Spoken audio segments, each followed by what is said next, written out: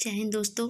आज के इस वीडियो में आप लोग का नाटो से संबंधित जितना भी प्रश्न है उन सभी प्रश्नों का जवाब हम देने वाले हैं। तो आप देख सकते हैं किस प्रकार के प्रश्नों को इसमें शामिल किया गया। नाटो क्या है, नाटो की स्थापना कब, क्यों और कैसे हुई, नाटो में सम्मिलित देश, नाटो का मुख्यालय, शीत युद्ध क्या है, गुटनिरपेक्षता क्या है, नाटो के संधि प्रावधान का अनुच्छेद 5 क्या है, रूस और यूक्रेन के बीच युद्ध में नाटो का नाम क्यों, भारत नाटो का सदस्य क्यों नहीं है और नाटो यूक्रेन का साथ क्यों नहीं दे रहा। इन सभी प्रश्नों का जवाब आज की इस वीडियो में आप लोग को मिलने वाला है। तो दोस्तों वीडियो को एंड तक देखिएगा क्योंकि आपके लिए बहुत ही जानकारी इस वीडियो में लेकर आए हैं हम। तो चलिए हम वीडियो को आगे बढ़ाते हैं और इन सभी प्रश्नों का उत्तर आप लोग को बताते हैं। तो दोस्तों आप लोग देख सकते हैं यहाँ पे नाटो, ये नाटो जो है ना, इसका full form North Atlantic Treaty Organisation, Hindi में उत्तरी अटलांटिक संधि संगठन। नाटो की स्थापना कब, क्यों और कैसे हुई, इसको जानने के लिए हम लोग को जानना पड़ेगा द्वितीय विश्व युद्ध के बाद शीत युद्ध। ठीक है, ये शीत युद्ध क्या है, इसी की वजह से नाटो की स्थापना हुई है, इसलिए हम लोग को पहले शीत युद्ध क्या है इसको जानना पड़ेगा। ये शीत युद्ध जो 1945 से 1991 तक चला था। तो चलिए आज देखते हैं कि शीत युद्ध क्या है। तो दोस्तों यहाँ हम देख सकते हैं द्वितीय विश्व युद्ध के बाद शीत युद्ध, जिसको कोल्ड वॉर बोला जाता है, तथा नाटो की स्थापना। द्वितीय विश्व युद्ध के दौरान संयुक्त राज्य अमेरिका, ब्रिटेन और रूस ने मिलकर ध्रुवीय राष्ट्रों जर्मनी, इटली और जापान के विरुद्ध संघर्ष किया, परंतु बाद में विभिन्न अंतर्राष्ट्रीय समस्या और अपने अपने स्वार्थ के कारण सोवियत संघ और अमेरिका के बीच मतभेद उत्पन्न हो गया। उनके बीच उत्पन्न तनाव की स्थिति को शीत युद्ध के नाम से जाना जाता है। तो दोस्तों आप लोग देख सकते हैं कि जो था कि सोवियत संघ, रूस, अमेरिका, इन दोनों के बीच में मतभेद उत्पन्न हुआ था और उसी युद्ध को हम लोग शीत युद्ध के नाम से जानते हैं। शीत युद्ध एक ऐसा युद्ध था जिसमें हथियारों के स्थान पर अखबारों, इलेक्ट्रॉनिक मीडिया एवं दूसरे देश को कूटनीति से हराने का प्रयास किया गया था। इस युद्ध में एक देश दूसरे देश को नीचा दिखाने के लिए या उसे असहाय बनाने के लिए उसकी बुराई करता है। वह समाचार पत्र के माध्यम से उस देश की कड़ी निंदा करता है एवं उसके खिलाफ आपत्तिजनक टिप्पणी करता है। दोस्तों शीत युद्ध एक ऐसा युद्ध था जो कि हथियारों से नहीं बल्कि एक मौखिक युद्ध था। इसे अखबारों, इलेक्ट्रॉनिक मीडिया, समाचार पत्र के माध्यम से एक देश दूसरे देश को नीचा दिखाने या उसे हराने की कोशिश करता था। यह युद्ध रूस और अमेरिका के बीच हुआ था। आइए हम लोग देखते हैं कि शीत युद्ध का परिणाम क्या हुआ और नाटो की स्थापना कैसे हुई। तो दोस्तों कोल्ड वार का परिणाम यह हुआ कि विश्व जो था ना, वो दो गुटों का निर्माण हुआ। विश्व में दो गुटों का निर्माण हुआ। जो पहला था वह नाटो, जो अमेरिका का गुट था, और दूसरा का वार्सा था, जो रसिया का गुट था। तो दोस्तों जो लोग अमेरिका का साथ देना चाहते थे वो लोग नाटो में, अर्थात जो अमेरिका को सही मानते थे वो नाटो में सम्मिलित होते थे, और रसिया का जो गुट था वो वार्सा था। नाटो की स्थापना 4 अप्रैल 1949 को हुई अमेरिका के द्वारा। इन दोनों गुटों ने विश्व को अपने अपने गुटों में मिलाना शुरू कर दिया, जिस कारण विश्व के सामने अनेक समस्या उत्पन्न हो गई। उसी बीच गुटनिरपेक्ष नाम का प्रथम गुट बना जिसमें भारत भी सम्मिलित था। 1991 में सोवियत संघ 15 गणराज्यों में टूट गया। विघटन के पश्चात कोल्ड वार पूर्णतः खत्म हो गया एवं साम्यवादी विचारधारा के कट्टरपंथी का खात्मा हो गया। इस युद्ध के साथ रूस का वार्सा भी समाप्त हो गया, परंतु नाटो की सदस्य संख्या का विस्तार होता रहा। अमेरिका ने नाटो को भंग नहीं किया।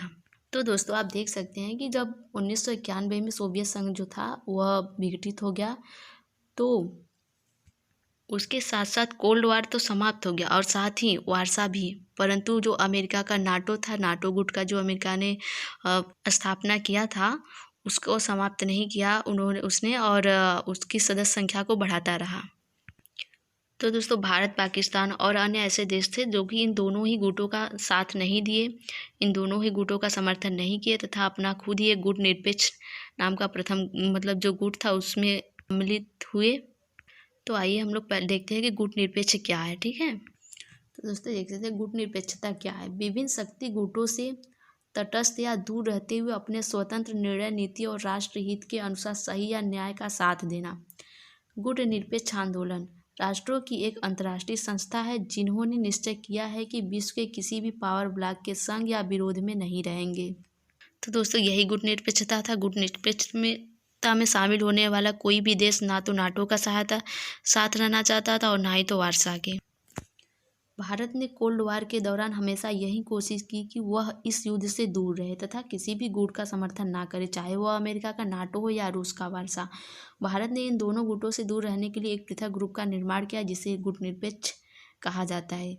इसमें वह देश सम्मिलित थे जो इन दोनों गुटों नाटो या वार्सा में नहीं थे। दोस्तों, शुरू में यह था कि नाटो संघ में केवल यूरोपीय देश ही सम्मिलित हो सकते हैं, परंतु अमेरिका ने नाटो का विस्तार करने के लिए दूसरे देशों को भी सम्मिलित करने का बाद में निर्णय ले लिया। अब आइए देखते हैं नाटो से संबंधित कुछ महत्वपूर्ण प्रश्न। नाटो की स्थापना। नाटो की स्थापना 4 अप्रैल 1949 को अमेरिका द्वारा की गई, जो कि हमने पहले ही बता दिया आप लोगों को। स्थापना के समय इसमें 12 देश इसके सदस्य थे, मतलब जब इसकी स्थापना हुई थी तो 12 देशों ने इस पर हस्ताक्षर किया था। नाटो का मुख्यालय जो है बेल्जियम की राजधानी ब्रुसेल्स में है और इसकी आधिकारिक भाषा जो है अंग्रेजी व फ्रांसीसी है। इसकी संरचना, जो नाटो की संरचना वो 4 अंगों से मिलकर बनी है। पहला परिषद है, दूसरा उप परिषद, तीसरा प्रतिरक्षा समिति और चौथा सैनिक समिति। इसका सर्वोच्च अंग परिषद है। ठीक है, नाटो का जो सर्वोच्च अंग है उसकी संरचना का परिषद है। नाटो के प्रथम महासचिव हेस्टिंग्स स्माय और वर्तमान महासचिव जेंस स्टोल्टनबर्ग हैं। प्रथम महासचिव थे वह हेस्टिंग और जो वर्तमान है वह जेंस स्टोल्टनबर्ग हैं। नाटो में जो सामूहिक सुरक्षा का वर्णन है वह नाटो की संधि प्रावधान के अनुच्छेद 5 में है। तो सामूहिक सुरक्षा का वर्णन क्या है, आइए हम इसको पहले आप लोग को बता देते हैं। दोस्तों, संधि प्रावधान के अनुच्छेद 5 में कहा गया है कि संधि के किसी देश पर आक्रमण की स्थिति में इसे सभी हस्ताक्षरकर्ता देशों पर आक्रमण माना जाएगा और संधिकर्ता सभी राष्ट्र एकजुट होकर सैनिक कार्यवाही के माध्यम से एकजुट होकर इस स्थिति का मुकाबला करेंगे। अर्थात यदि नाटो में जितने भी देश सम्मिलित हैं, अगर उसमें से किसी भी एक देश पर कोई दूसरा देश आक्रमण करता है तो नाटो में सभी सम्मिलित देश एक साथ मिलकर उस देश की रक्षा के लिए जो देश उस पर आक्रमण करेगा उस पर आक्रमण करेंगे और सभी उसका मिलकर मुकाबला करेंगे। दोस्तों, वर्तमान में जो नाटो के सदस्यों की संख्या है वह 30 है। इसमें प्रेजेंट टाइम में कुल 30 देश सम्मिलित हो चुके हैं। इसमें शामिल होने वाला सबसे नया मेंबर जो है मैसेडोनिया, जो 2020 में शामिल हुआ है इसमें नाटो में। इसके सदस्य देशों में 2 उत्तरी अमेरिका देश, 27 यूरोपीय देश और 1 यूरेशियन देश शामिल है। तो दोस्तों, अब हम आप लोग को बताते हैं कि रूस और यूक्रेन के बीच युद्ध में नाटो का नाम क्यों। वैसे तो नाटो क्या है, इसकी स्थापना कैसे हुई, ये सारे क्वेश्चन आप लोग को अब पता चल चुका है। तो दोस्तों, यूक्रेन जो है ना वह रसिया का ही टूटा हुआ एक हिस्सा है। यूक्रेन ने नाटो में शामिल होने को लेकर लंबे समय से चर्चा चल रही है। हालांकि यूक्रेन ने नाटो में शामिल होने को लेकर कोई अंतिम फैसला नहीं किया है, परंतु यदि यूक्रेन नाटो में शामिल होता तो मौजूदा स्थिति के अनुसार नाटो की सेनाएं जो हैं यूक्रेन की सीमाओं पर अस्थायी मौजूदगी हो जाएगी। और रूस ऐसा नहीं चाहता कि जो नाटो में सम्मिलित देश हैं या नाटो की सेना उसके इतने पास आए।